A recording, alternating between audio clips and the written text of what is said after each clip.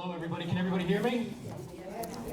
Well, I just want to thank everybody for coming down here, and I want to introduce you to Roy Balberger. He's our OEM director. Roy's lived here your entire life. He's been ex-fire chief. He and I have been on the fire department for many years together in the past. And Barry Leventhal, who's from Bergen County OEM. So at this point, I'm going to turn it over to Roy. This is really good, important information. As you know, we're getting a lot more storms. And a lot of people, when they hear the emergency sirens and the lights, I'm sure there's going to be a lot of questions. So I'm going to turn this over to Roy, and Roy, give it your best. Okay, we all mic'd up here? Okay, thank you for having me. Good afternoon. As Eric said, my name is Roy Balberger. I moved here, actually, I didn't live here my whole life. Moved here in '79, joined the fire service, spent 33 years in the Oakland Fire Department, and since 1997, I've been the emergency management coordinator.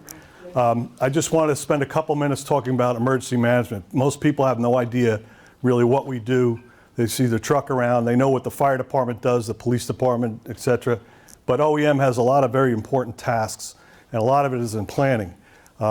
So they actually saw a need after post-Civil War. They decided we need to do something and organize in the event of a disaster. At that point it was wartime.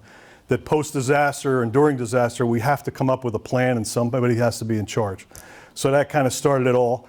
Then it became civil defense, and the old Howard Cunningham running around with his hat on and his flashlight. And then it morphed into emergency management. And that was in the early 90s. So I was appointed in 97.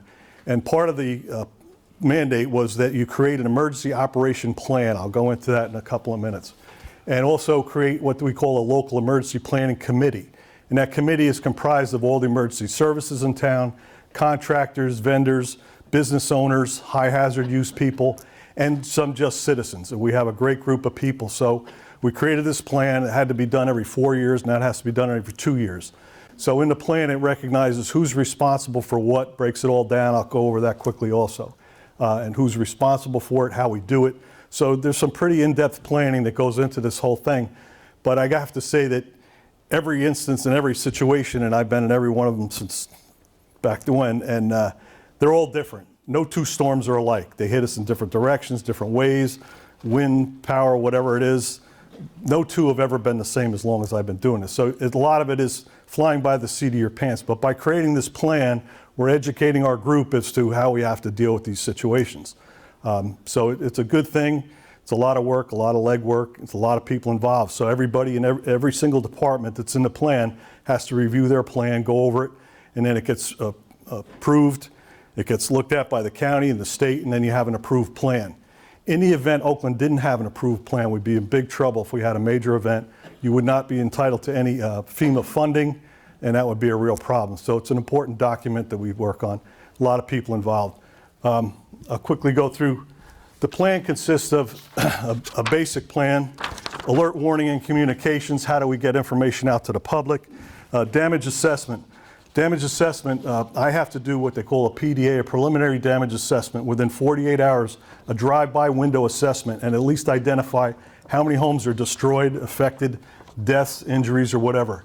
I transport that information, it goes to the county. The county puts it together as a county number. That goes to the state, and then it goes to the president for a declaration. It's a lot of work. And then damage assessment post-storm, then the building department gets involved with inspecting the structures, helping people through the permitting process, and that becomes a big deal also. I mean, we've had events where over 300 homes were affected. Lately, we're down to like 12, 15, well, a few more with the rain, but it's nowhere near what it used to be. Emergency medical, obviously, is the first aid squad. Emergency operations center, we have to have an emergency operations center where we gather as a group in the event of a storm with all the department heads, maybe not the department heads, but the people right underneath them, to work through the storm or event and discuss what goals and objectives we have and how we're going to execute those. Public information, emergency public information, is a big deal. Getting the real information out to the people is a very big part of the plan. In our plan, it's the mayor or the administrator are responsible for that. You can get a lot of bad information out there, especially with social media today. So it's an important thing. So if we have an event, the department heads, instead of everybody talking to the reporters or whatever, giving out information, we'll get together as a group, get it all down on paper, and then the mayor would be the person to put that out to the public or press or whoever. Evacuation stands for itself. It's group effort there. Fire and rescue, hazmat, law enforcement, pretty self-explanatory. Public health, we work with public health also. Obviously we had COVID, that was a big deal. Oakland did pretty good, not pretty good, but at least we had some equipment. Information coming in was extremely slow. We sat there beating our heads against the wall, like, well, what do we do now? As long as I've been in the business, like, you know, warfare, chemical warfare was always a hot button issue.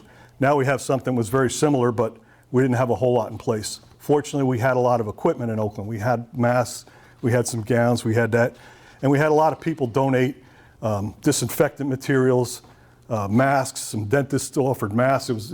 That was a good part of it. But we got through it, and hopefully next time around or whatever happens again, we'll get through it a little better. Radiological, not so important anymore. Resource management is a big issue of emergency management. So that goes back to the borough. So I have the authority, the mayor has the authority to declare a disaster. In the event of a disaster, we could need equipment, materials, food, whatever. So this provides a management system to acquire that stuff and then pay for it. And that can be a big deal. And then go back to FEMA if it's a disaster and try to get reimbursement. Shelter reception and care. We try to get away from doing full-time shelters. We did it years ago in a first aid building, and it was always a problem. It was tough to get people. It was tough to manage. So on a county level, what they've done is come up with regional shelter areas, and it's working quite well. So for the big shelter area, when we really need it, that's where they go.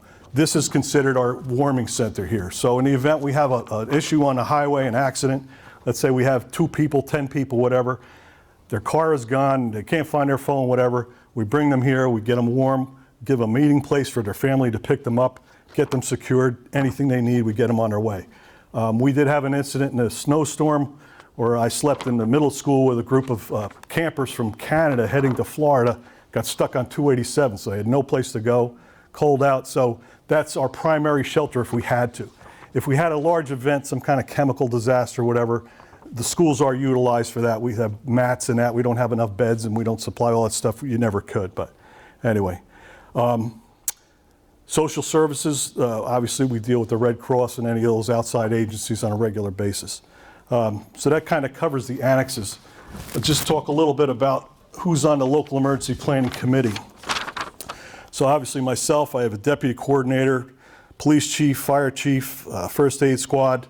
We have the mayor, obviously. We have a council liaison, borough administrator, municipal clerk, and a lot of other just regular civilians. The construction department is also on that committee because we have to deal with them and support them and work together in the event that we have large scale damage. Schools, huge, one of my favorite things to work with is, so we have a principal from a grammar school. We also have a teacher from a grammar school. And then we also have the regional board of ed, and they have an expert up there, Charlie Wolf, that works with all of us in doing school planning, which is part of my job to work with them. And they also come to the meetings and they're a part of it. So we get a lot of good feedback from the people that are actually doing it on a daily basis. Board of Health, we have a liaison. We actually have someone that tries to take care of animal resources. They do have shelters now. We have roll-around shelters. It's improved tremendously. In the past, it was a real problem. We have cockatoos and all kinds of crazy birds. But now we have a better system. But we do have somebody right here in Oakland that is an animal person that he'll try to execute it on a local level to help us out with animals in any way. We have business owners, we have contractors, and then again, just some civilians and people that were willing to volunteer and help. We try to hold that down to about 20 people in our LEPC, but that's basically the outline of the LEPC.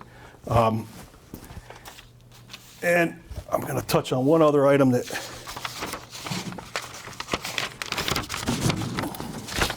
so in my experience, utility restoration is a huge issue. Getting those people here, getting them restored, getting it organized is a problem. First time we had to, wasn't Floyd, but after that, we had people from Georgia. We had one Orange and Rockland pickup truck show up. He didn't have a pad and a pencil, let alone equipment and tools. It was pathetic. And I found him at the substation over by 84 Lumber. I'm like, hey, where's the rest of the troops? He's like, whatever. Finally, they got here from Georgia. Well, no one's talking to each other. They're not even using the same equipment. We're using copper, they're using aluminum, whatever. It was like not a good thing. That happened to be a snow event. People from Georgia showed up. They didn't have hats, gloves, anything. It was like, oh my gosh. So this happened a couple of times. So I'm not sure which the last one, maybe it was Irene, whatever, Sandy. The mayors at their group on Saturdays when they meet came up and said, hey, this is a problem, everybody's squawking. So they got together, our mayor came to me and said, this had been an issue of mine anyway, and so we decided to create a utility restoration operation plan, call it UROP. This is something specific to Oakland, but it's branched out bigger now. So what we said was we have to pre-establish a secured building as an operations center. These people were scattered all over town. We had pre-established a secured staging area for vehicles, equipments, and materials, the rec field. The Danny D'Elia building is the building we use. Establish a storm operations team consisting of utility companies, OEM, police, DPW, and local government. Share contact information daily, hold daily briefings to discuss daily operations, progress, and local assistance needed, road closures, openings, traffic rerouting. Provide accurate lists of outages and issues so municipalities can confirm with the customers. Coordinate with other utility companies. It's not just the power company, phone, cable, gas, it's all a problem. Organize restorations on a prioritized basis with local officials. These discussions didn't used to take place. Share all information with Bergen County Operations Center. Utilities shall be able to identify outages from street addresses as well as pole identification numbers, because they had a hard time. Now we have smart meters, but back in the day they didn't have a good means of identifying where the problems were. Review this plan annually. And then for local assistance, so these guys would roll into town, nobody's talking to each other, everybody's trying to call. We may have one contact person at Orange and Rockland, which is, we barely even get through to that person. So what we said was we have to have one source of contact. One person from Oakland calling one person from Rockland Electric, because everybody in the room's trying to call the same person at the same time. Nobody's ever going to get anything done, and that's what was happening. So now we have that. So if I work 12 hours, go home, somebody else can pick it up. Now we have a new contact number, we have a new contact, and they're really good about that. So we also share local maps, utility plans, emergency access routes. There's dirt roads in Oakland that these people we had them from Colorado. How the heck would they know where these roads are? So all that information we can share in a 20-minute one-on-one, no phone calls, no texts, sit down at a table, discuss what we're going to do every day, what our issues are, and how we're going to achieve them. Provide restrooms and relief for wire watchers.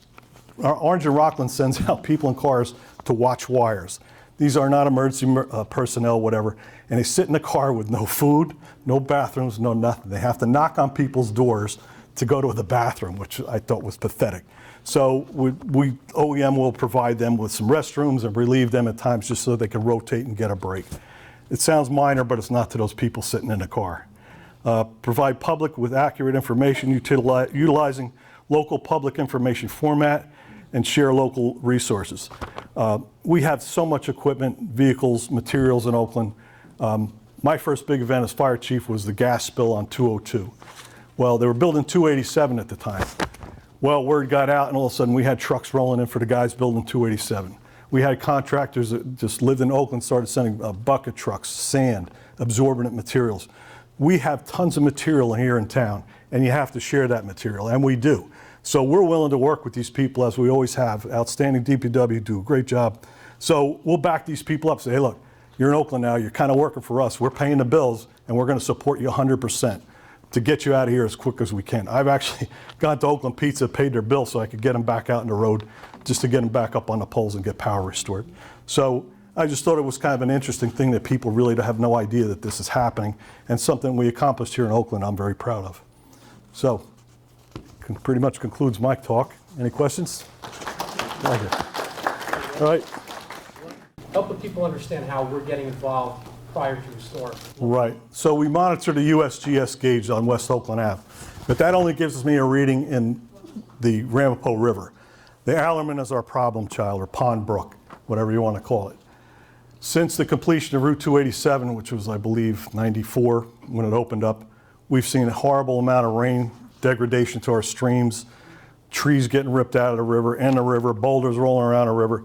So one of the things we did was we created a manual gauge, and I have them on Lakeshore Drive where the Allerman comes into the lake.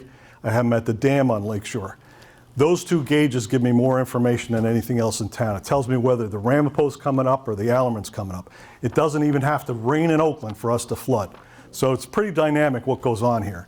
Things clearly changed with the Army Corps project. We used to flood from the south end to the north. Now it's entirely opposite. We flood from the north end. I barely even have to go to Pleasureland or the Colony or any of that area. So what we do is we group. We have meetings, pre-disaster meetings, get together. I've used the mayor and council, put them in pickup trucks with OEM people to identify where trees are down. So we have a tremendous group effort here. We all work together and try to accomplish what we need to do. Yes, sir. We have reverse 911 for home phones. Do you have that for cell phones too? Yes, you just have to register. Okay. Very good. Thanks. Get this. First of all, I know Roy since 1997, and it's an honor to work with him. You're in great hands with Chief Balberg. Thank you. Once again, good afternoon. My name is Barry Leventhal. Mayor, thank you. Chief, thanks for having me. I'm the Operations and Training Officer from the Bergen County Office of Emergency Management. On behalf of County Executive Jim Tedesco, the Board of County Commissioners, and my officer in charge, the County OEM Coordinator, Captain Tiedemann, thank you for having me here. And very appropriate, we'll be talking about emergency preparedness.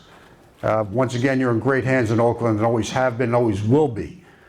And today is this month is actual National Preparedness Month with the Federal Emergency Management Agency. I see some friends from Mawa, sir, thank you. Before we go any further, we talk about preparedness, and there's a wealth of embedded knowledge here. Who's the most important person in any emergency or disaster, ladies and gentlemen? Who is it? Yourself, Exactly, why? because sometimes nobody's going to be around to help. Exactly. If you cannot take care of yourself first, you cannot help others. And that is so important. A couple of other things I want to just go out there. What's our current address and location if we had to call 911? What is it? Anybody?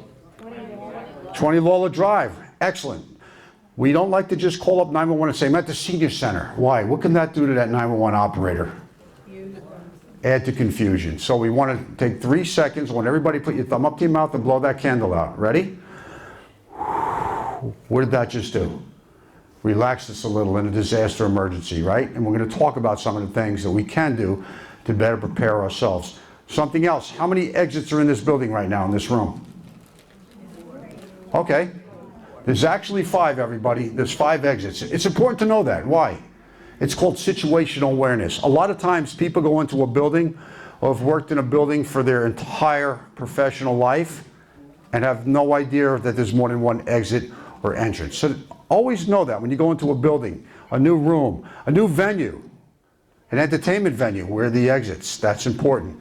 And something else, which direction is north? And I always tell people to know that in a building. Excellent, sir. Why? If you're in a building for the first time and you're trapped and you need help, or there's an emergency, but you don't know what room you're in, maybe a multi-room facility, multi-family dwelling, but you know north, and you know south, east, and west. When you call the operator for 911 assistance, you could say in the north end of the building. That will help them. So that's important, and great job. We're going to talk a little bit about emergency preparedness, and we have a tremendous relationship and partnership with our local emergency managers, who are the unsung heroes, as you know, day and day. They do the preparing, the responding, and the recovery for disasters and emergencies. Bergen County, with the most densely populated county in the state, in my opinion, the best county, as everybody else here agrees, all right? All right. We have 70 municipalities in Bergen County. Each municipality, by federal law, has to have an emergency management coordinator. He or she can also appoint deputies as well to assist them. We have 69 fire departments, 4 career, the rest volunteer professionals, career professionals. We work well together. 65 EMS squads. County, I'm proud to say, has a wonderful emergency medical services that assists and augments the emergency medical response throughout the county. The last census population, we had 956,000 people. I venture to say during the holiday season, as you know, we go over 1 million. Does everybody agree? And we see that, whether the traffic's on 287, 17, etc. Chief Balberg pointed out Tropical Storm Floyd in 1999. We had over, 4,000 people sheltered at one time, Chief. And he did a tremendous job, so did emergency services back then in Oakland. But we're here for you in emergency management, and I want you to know that.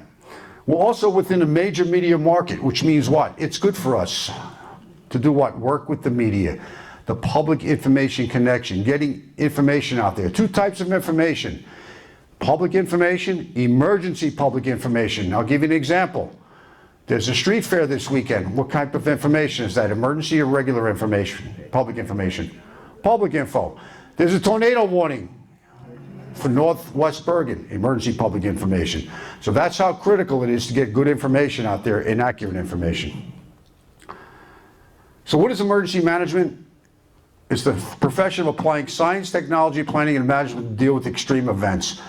The Federal Emergency Management Agency was created in 1978 by President Jimmy Carter. Took over from the old Civil Defense and Disaster Control Agency that was created in the 50s. Which means what? All hazards approach. We look at all hazards that may affect us and deal with them. The discipline of fostering teamwork, coordination, and cooperation among agencies and jurisdictions. We have great mutual aid partnerships within Bergen County. I tell new elected officials and first responders and chief of emergency service agencies, mutual aid is an insurance policy. It is an insurance policy. It's towns helping each other, neighbors helping neighbors. And the most important word in that bullet is teamwork, ladies and gentlemen, which we do every day. We do it in drills. Mammy brought up a question about schools. I can tell you, as the chief said, and everybody knows about the tragedy in Georgia yesterday, we train robustly with our municipal law enforcement, emergency services, municipal officials and school officials in drills, in active shooter drills, in lockdowns and evacuations. The phases of what we do, preparedness, what we're doing today. I want to throw visualization in there. Visualizing an emergency. What would I do right now if the alarm went off? Where would I evacuate to? Visualize. That's an important part. Mental preparedness. Something that we do very well in the emergency services world, the response. Operationalizing the plans we work on day in and day out. The most important thing we do is life safety, saving human life and preparing for it. Probably one of the most difficult realms of emergency management is recovery, getting back to normal after a critical disaster. People that lose homes. Katrina still has unoccupied neighborhoods. People have not moved back yet. Getting people back in Moonachie and Little Ferry after Sandy. In Pleasureland here, in those significant storms years ago, getting back to people that repetitively flood. It's a challenge. And mitigation, something that the county has taken the lead on throughout the state. Looking at things we can do to lessen the impact of those disasters in the future. Elevating structures, dredging waterways, increasing the flow of water. Target hardening against nature. So what is a disaster? So I'll throw this out there. Is a house fire a disaster to the homeowner? Absolutely. To the local FD, probably not. They can probably knock it down with an engine company, a ladder truck. We have a great fire service response. But a disaster, when we look at a disaster from the emergency management view, it's a dangerous event that causes significant human and economic loss and demands a crisis response beyond the scope of any single agency. A whole neighborhood wiped out from flooding. Significant flooding like Floyd, Sandy, Irene. It's very hard to come back for that. What does that do to government? Why is it a disaster? It overwhelms our resources sometimes. We have to use a lot of resources, put a lot of people power towards it. And that house fire, it is definitely a disaster to the homeowner, but with the capability of our fire services, we can knock it down pretty quickly. And so when we start looking at a regional impact throughout the county, that's when we start looking at the disaster terminology. So types of disasters, natural disasters, earthquakes. We recently added that bullet after the April seismic event. How many people here remember that? Right? Oh, it's an earthquake. Now we know. Now we know. First thing we did, all emergency services checked our infrastructure, checked our local infrastructure, our critical infrastructure, our nursing facilities, our healthcare facilities, our schools, our homes. Waterways, exactly. Hurricanes, flooding, winter weather. Tornadic activity is also a possibility, as you know. Out of all those natural disasters, ladies and gentlemen, which one do you think takes more lives globally than any other one? Who said flooding? Flooding. Floodwaters are very, very dangerous, as you know. Very treacherous, very deceiving. Technological disasters, utility failures, structural collapses, and hazardous material incidents. We do have a freight line through town, right, Chief? A rail line? We have some chemical facilities in our area. That's what all hazards planning efforts do. They help us to plan for them all. And unfortunately, the last one, violent incidents, terrorism, workplace, active shooter events. The United States has more active shooter incidents than any other country in the world. And unfortunately, every time you think you've seen the last one, another one pops up on nightly news. But we plan on protecting our students, our population, and putting out good protocols on how to respond. So what is preparedness? What we're doing right now, we're building a group, everybody here, to prepare for, mitigate against, respond to, and recover from any hazard by planning, training, and exercising. What's the most important thing we have here today? The networking. Why is it important to network? Introduce yourself to people you don't know, because in an emergency or disaster, they're your friends. Make those relationships now on a sunny day. We call it sunny day planning, which is important. The time to prepare for a storm, and we'll talk about some of the things later on, is when? Not the day before, during sunny day planning, we call it. Do it now. That's important. How many people here remember Y2K? I plan to retire Y3K. I tell some of the people in the office that, and they look at me, and they just shake their head. But remember Y2K? How much fear and angst was out there with Y2K? Remember? You know, we're going to lose everything, right? The Y2K survival kits for $150 online. I remember Roy was working, we were working midnights that night in the EOC. There's no secrets to this. I'm going to tell you what we can do to build your own disaster kit. So, when I want to build my own disaster kit or prepare myself, my neighbors, and my family first, I conduct a hazard analysis. How many people here know if they live in a flood zone? Yes. Yeah, know that. Who would you call if you didn't know? Gentleman right there, your local emergency management coordinator. I tell people that all the time. When you move into a community, and if you're not sure if it's in a flood zone, who should you call to find out? Local OEM. It will give you the information. That's a hazard analysis. Do you live next to a railway, to a highway? What's the risk of disaster? If you live next to a river, does it flood a lot? Does it flood over bank? How do I evacuate? This is the information you want to know before an incident or event occurs. The frequency of the occurrence of flooding, the probability. Something I see all the time, situational awareness. I see so many people walk around with their head buried in their cell phone. Where is your situational awareness? Right? He's right, sir? Where is it? There is none, right? If you're walking across the street, can you see the car? If you're traveling in public, shopping, and your head's buried in your phone, situational awareness, where am I? That's the most important thing to remember. I talked about the hazards. Are there major roadways, rail systems, chemical facilities? Special needs populations. How many people here need a wheelchair, need a walker, a mobility challenge? My wife uses a wheelchair. So anytime I go somewhere, I make sure, is it accessible? Are the exits accessible? I'm in a low-lying area. So we know there's certain communities in our county, before a rain event, we will tell residents to do what? Move your vehicles to higher ground. These are things you do it now during sunny day. Personal protection. We have a little mantra here from the old radiological protection days on how to protect yourself from any hazard.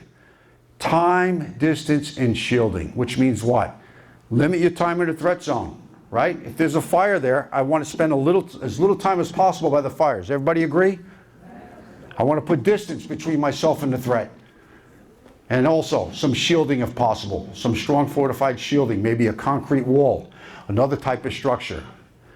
Establish your emergency plan. How many people here have a list of their medications either emailed to them or on their phone if you had to evacuate? Excellent, please do that. Go to your local library if you need help. Send yourself an email. In the sent, you'll have that email, the list of your medications. How many people here have their personal documents, their important papers, copied maybe to their phone or scanned to the cloud?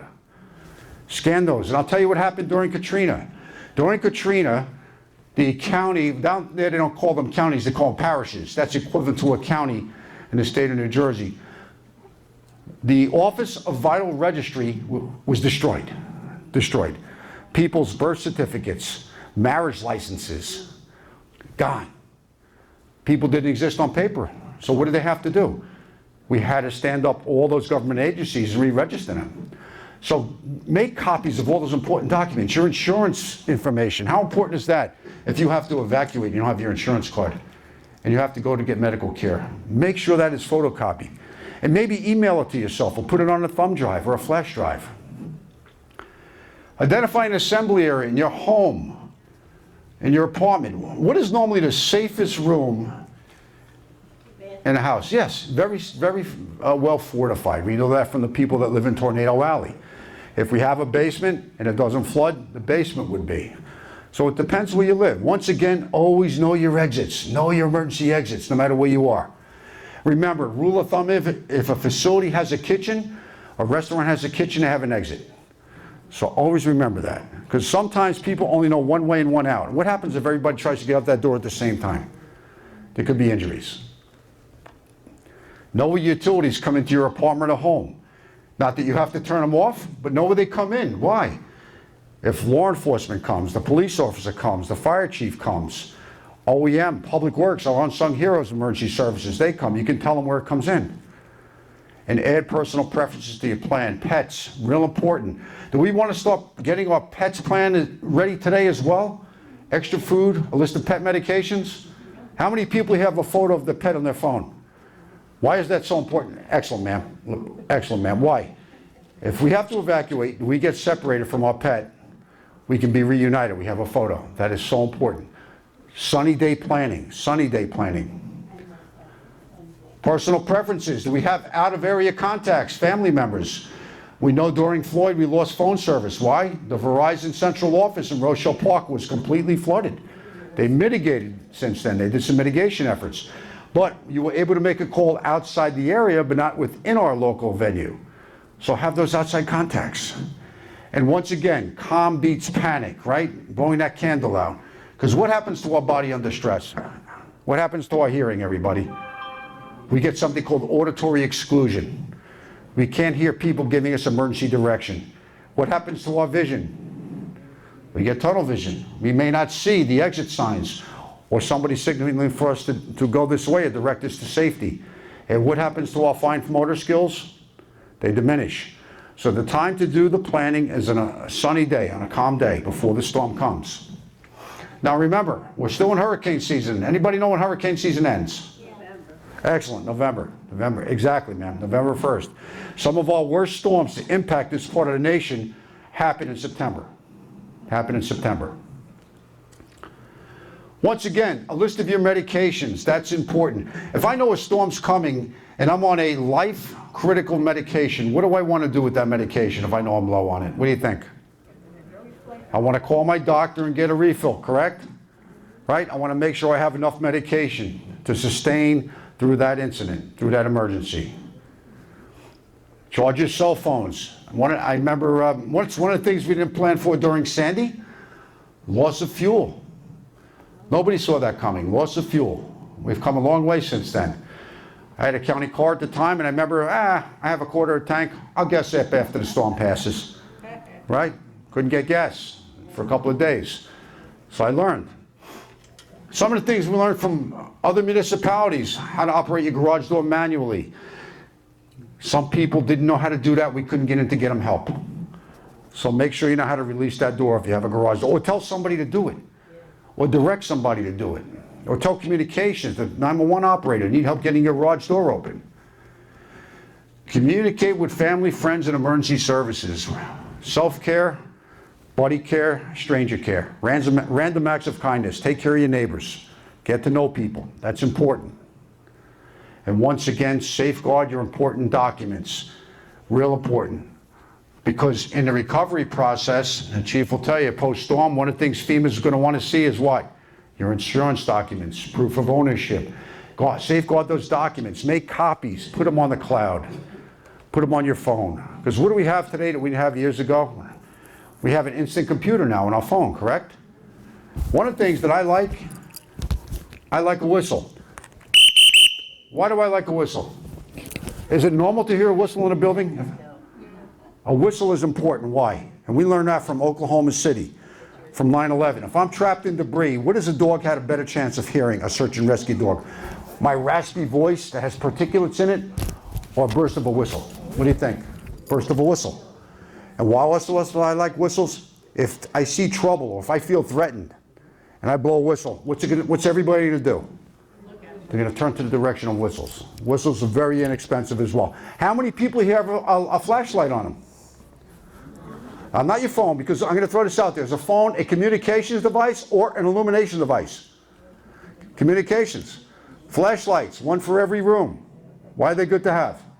Two AAA batteries. Has a nice beam. Good to have. This is illumination device. You can have it on you. That's important. When we travel somewhere or we go to a meeting, have your car key on your person.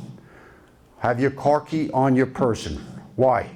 If you have to expediently evacuate a facility and you drive, or your apartment key is still left inside, you may have an issue getting home. Have your key on you. Okay. That saves time. It saves lives. Only use your flashlight for emergency lighting. We lose power. Now, our utility companies do a great job getting power back. Rockland, PSE&G, our gas companies, our water companies. But keep your refrigerator door closed. Keep food cold for about 4 hours. Freezer for up to 48. When you lose power in our home or apartment, what do we want to do with those appliances, especially the big money appliances, the real important ones, the computers, the TV? I want to unplug them. Why? What happens if power comes straight back on? What can I do to that appliance possibly? Could surge it. Right? So take the plug out. And some of the things we saw during Hurricane Sandy, some of our residents, because we were out of power sometimes for 2 weeks, were running generators inside their home and barbecuing in their home. Not a good practice, right? Right? CO, carbon monoxide, dangerous. Carbon monoxide gas displaces oxygen, very dangerous. So remember that. Also with generators, if you have a generator and have never used it, the time to start working on it or training on it is now. Maybe you don't have one, but your family members do. Sunny day. When's the last time you used the generator? I never did. I bought it for a storm. If you know somebody that has one, it's still in the box, let them use it now. Let them use it now. Learn how to use it. Getting back to normal. President Woodrow Wilson once said, getting back to a state of normalcy. Self-care, as we talked about, right? Buddy care and neighbor care. Assess any damages after the storm so you can let Oakland OEM know there are lines down, there are power lines down. This side of town has no water. There's no power here. That's important. Because when we lose water, what else does it affect besides our drinking water capability? Fire suppression, right? For the fire service to help us put out a fire. So that's important you report any damages. Report hazards to your local OEM. Flooding, wires down, trees down, blocked roadways, that's important. Trapped people. So we put our disaster preparedness kit together. There's no secrets to this. This is all on some of the websites I'm going to give you at the end. The whistle to signal for help. A dust mask, as we know, to help filter contaminated air. Moist towelettes, garbage bags, and ties for personal sanitation. A wrench or pliers to turn off your utilities, or know where they come into the building. That is so important. Know where those utilities come in. Even if it's the direction. You can tell the officer, you can tell her it's on the north side. It's on the south side. What about a manual can opener? How many people have them? Right? Real important. Why? If we lose electricity, one of the things we're so dependent sometimes on electricity, then we lose it. What do we lose besides our communications and our information conduit? Right? Because if we lose power, what happens if we don't have that battery operated radio? We don't know what's going on. We don't get that real-time information. So, having that manual can opener, a cell phone with chargers, and make sure that emergency management knows you may need assistance with evacuation, mobility, hearing challenges. Water, 1 gallon of water per person per day for at least 3 days. We're very fortunate here. I know people that live in the Adirondacks, and actually know somebody who lives in Montana. They have to be very resilient out there. Because when they lose power, it could be more, at least for a week or more sometimes in some remote areas of the country. So we're very fortunate here. We have a very robust response. A 3-day supply of non-perishable food, canned goods, something that you can eat. granola bars, whatever it may be. A battery-operated radio or hand crank radio. How many people have that, a battery-operated radio? Excellent. Excellent. And know the stations to turn to. Know your news stations. A flashlight and extra batteries. I like to have a flashlight in every room, and one on my person. A first aid kit. Important. If we cut ourselves, let's say we're home during an emergency or a disaster, significant snow event, and it's a challenge for emergency services to get to us, and I have a cut. If I can stop the bleeding and maybe not have to call EMS, it may be a lot safer for everybody. How many people here travel domestically or overseas? A couple of things. When you travel overseas, the first thing we started telling people to do, we got involved in this planning initiative with our county high schools, with some of the children, the students were doing, this is pre-COVID, we're going over to other countries. That's part of their student, their senior trip, the senior class trip. And first thing we tell people to do is what? Check the State Department website. Check the State Department website. Why? It will tell you what countries have travel advisories. If you're in a hotel room, know the address to the nearest hospital. Count the doors to the fire exit. I learned that from my friends in the fire service. Why is that important? Count the doors to the fire exit, the fire stairs. Because what does smoke do? Smoke rises, right? So if I have to crawl to the fire door, I know what it is. Left 4 doors and there's the fire stairs. Know how to call for help for emergencies. In France, it's 112. How would I do that if I've never been to that country? What do we have at our hands today that we can do? Yeah, we have the internet. Right, ma'am. Yeah, we have the internet. You could look it right up and say, how do you call for help in France? How do you say key words in other languages? Maybe in Spanish, necesita ayuda, for help, policía, forense. Know where the local pharmacies are. Know the key words if you do travel abroad. For pharmacy, for hospital, write them down on an index card, put them on your phone. Ask the concierge about areas that are known for crime. And real important, I tell people this all the time. My son and daughter just went to, my son and her husband have the use to that. Just traveled to Italy for 2 weeks. And the first thing I said was, make sure you know where the U.S. consulate is in the U.S. Embassy. Oh, Dad, make sure you know what it is. I know a lady who was on a trip, and she lost her passport and her New Jersey driver's license. Now, can you leave another country with a copy of a passport? Absolutely not. She had a very good travel agent who took her to the nearest U.S. embassy, or to the U.S. embassy rather, and she got a duplicate passport, was able to go home. And travel in groups. Check the weather forecast. How do we do that again if I'd never been to that country? The internet, right? You can go on the internet right now and find the weather for Auckland, New Zealand, or any other country. One of the things the State Department's encouraging us is don't wear clothing that clearly identifies you as a U.S. citizen. That's for personal safety based on some of the global activities going on today. Buy a map of the city and local transit system. That's important. DC, New York City, I still get confused by the New York City subways, right? So look at a map. How do we go somewhere? If you go to DC, they have a wonderful subway system as well, or SEPTA in Philly. Have local and U.S. currency. Always know your exits in places of public venue. Remember, 99% of the times if a facility has a kitchen, there's an exit by the kitchen, especially in a hotel. Maintain your situational awareness and please don't text in public venues. Don't share personal information. Travel agents are telling people to do this now. Yeah, put my valuables in here, or I'm carrying this. Right? Stick to your group, especially when you travel. I'll talk about active shooter response in a little while, about run, hide, fight, which basically is if there is an active shooter scenario, I call it move, hide, fight. Move where you are. If an active shooter comes in here now, if we can get out, we get out. If not, how would I barricade this room? What can I do? What can I use, everybody? Tables, right? You want to delay the response. And I guarantee law enforcement, the men and women of Oakland PD, will be here less than 2 minutes. Less than a minute. So that's it, move. I don't like run, hide, fight as much as move, hide, fight. Because when everybody runs at the same time, what happens? We have trip hazards. People can get hurt. Exactly. And fight, we have a lot of people power here. Program your cell for international calls. Something here. Credit card companies, they know you're traveling. You may have a credit card company that may not pay or approve a charge overseas, let them know you're traveling. I don't know if you still have to do that, but you used to have to do that. Some credit card companies offer travelers medical or car insurance. Stay away from unattended packages. What does a bomb look like, everybody? Could be anything, right? Could be anything. If you're bunking, if you're rooming with somebody, have a knock code. In other words, if I'm bunking with somebody, have a knock code. Maybe 6 knocks. That's a little code word, so you know that you're coming in or they're coming in. That's important for safety. Inquire if hotel has security and provides escorts to your room after hours if you travel. Hurricane considerations.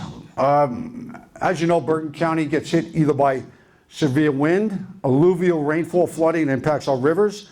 The chief brought up a good point. It may not even be raining here, but if we have rain up in Rockland and Orange County in upstate New York, what happens? The gravitation will bring it down to our waterways and cause flooding, as we know. You'll hear the word storm surge on the news. It's the most deadly portion of the storm. Basically, the storm surge is a wall of water being pushed by wind. So you'll have a lot of water in the ocean, a lot of waves, but what happens when we get that big wind? Well, so sort of like what happened with Sandy. Hurricane Sandy hit us about 12:05 a.m. and we thought we were out of the woods. Oh, this is great. And about 12:15 a.m., Moonachie and Little Ferry tell us they're overwhelmed with flooding. Because why? It was an astronomical high tide. We had the wind come right in and the storm made a direct hit, a complete left-right angle turn into the coast. We see a lot of damage here at 60 miles plus per hour with high winds, with limbs down, and with power lines down, because most of our electrical infrastructure is where? Not like in Florida, it's underground, it's above ground. So 60 miles plus miles per hour can give us a lot of damage. Coastal or tidal flooding. So we have that backup in the Atlantic, the Newark Bay, the Berries Creek, the Hackensack and Passaic River. It all backs up to here, and that causes us some flooding. So how do I get ready if I know I may have to evacuate? Know your risks. Flooding, dress appropriately. Why am I being evacuated? Hazardous material, fire, transportation accident. Know when and where to go, and you'll get that information from emergency management. If there's an evacuation order in the borough of Oakland, you will know where to go, who to call if you need assistance, and what your final destination is going to be. If you go with friends or family, chief will tell you that's probably preferred. Friends and family first, a warming center, a reception center here. And know what to bring, a go bag, pet necessities, get your pet ready as well, have a carrier. And make sure emergency services knows you have a pet. And a list of your medications and your medications.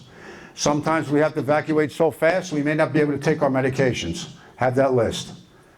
And get good and accurate information, everybody, from local, county, state, National Weather Service, Emergency Alert System, and the media. And once again, do not return home until it is safe, and you will get that guidance from local emergency management. I mentioned Tropical Storm Floyd, which was really, the difference between a tropical storm and a hurricane is only the wind speed. Sometimes tropical storms are more devastating than a hurricane itself. They move a lot slower and they deliver a lot more rain. As many as 5,000 to 6,000 people may need shelters for hurricane event. We saw that during Floyd, right, Chief? We sheltered about, wasn't there a landslide as well in Oakland? We had a landslide and we sheltered a lot of people. The Chief referenced, we have about 250 municipal shelters, but shelters are very resource dependent for personnel time, personnel power. So we have 12 regional high capacity ones. Normally the Red Cross will help us administer them with our local OEM personnel as well. Our CERT personnel, our Community Emergency Response Team personnel from MAWA and from other communities as well, and our local volunteers in Oakland. And a little bit about evacuations. It's a very, very serious decision. Any decision on evacuation for a hurricane is consultation with National Weather Service, state and county officials, and OEMs. Because we know displacing people from their homes is dangerous sometimes, especially in adverse weather events, and it's resource dependent. So you may get the order to shelter in place. Shelter in place. Maybe there's a windstorm that took down a lot of power lines. Do we want a lot of people outside after that? Absolutely not. So if we have to shelter in place, maybe it's a hazardous materials release, weather, hazmat condition. Remember the wildland fire smoke last year? When there was a severe air alert, right? To stay in place. So how do we shelter in place? Exactly, you stay inside. In the event of a violent incident in proximity, maybe there's civil unrest, a lockdown alert may be issued, maybe extra lockdown in your house. Bring your family and pets inside, and if it's related to some type of toxic smoke, gas, or fumes, whether it be a wildland fire or hazardous material, you want to close your windows. You want to turn off your air conditioning system. If you have air conditioners in the window, put the vent on closed. You want to close the fireplace dampers. You want to minimize the permeation of air from the outside to the inside. Now, when that shelter in place is over, you'll get alerted from local emergency management, and you'll be directed to open up your windows to get fresh air in. A little bit about this map here. This map here, everything is blue. In blue is a waterway, a creek, a brook, or a river in the county of Bergen, or a lake or a reservoir. We have a lot of waterways, right? Some are very, very small. You don't even notice them. There's one in Rockley that, after Hurricane Irene, it looked like a lake. So they're very deceiving. So when there is an emergency, and Chief Balberger referenced our Emergency Operations Center, we use a virtual platform as well to connect with all 70 municipalities, hospitals, and emergency services to do what? Find out what's going on throughout the county, who needs critical resources as soon as possible. We get information out there by email, social media, Facebook, Instagram, that's important. Municipal websites, we look to them for guidance. We still use ham radios. Anybody here a ham radio operator? Or was? Fantastic, ham radios work. They've always worked, they continue to work. So the people of our ham radio community, kudos to them, they do a great job. We utilize a lot of GIS, geographic information, population density. If there's a building collapse, there's flooding, how do we get those people out safely? And one of the things that our county health department did a great job with in cooperation with our state and federal partners during COVID was syndromic surveillance, looking for illnesses that pop up. How many people had COVID here? It helped us really get through and respond as a whole community, and I mean the whole community of Bergen, through that horrific pandemic. So, one of the critical programs that we use that was given to us by FEMA to all 21 counties is called Hurrivac.